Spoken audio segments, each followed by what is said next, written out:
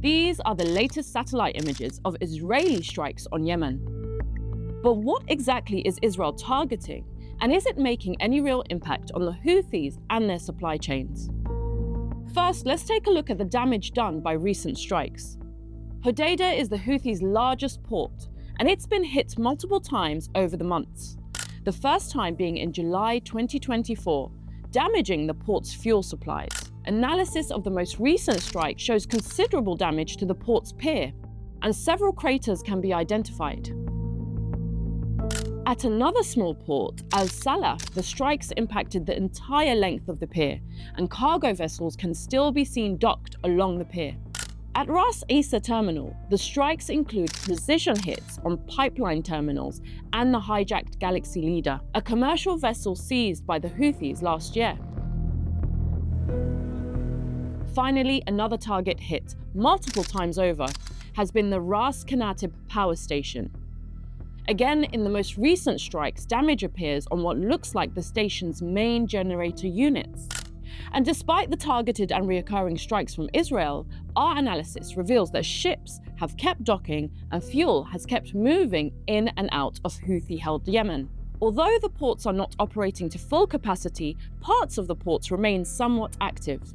The ports have been hit repeatedly, and the ability of the Hodeidah port to actually host and receive big shipments have been affected quite significantly. Now, there are other ways that the Houthis try to work around that. So they try to find alternative docks at the port so they can offload from the ships. Oil, it doesn't require much, so you basically just need a pipe, and then you just offload it to one of the tankers on the ground. The Houthis don't always need a port to unload fuel either. Maritime monitoring sites reveal that Houthi-owned ships continue to receive fuel offshore.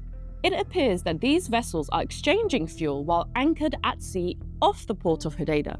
Our analysis shows Israeli strikes have been mostly limited to the ports, yet much of the Houthis' weapon and power remains inland.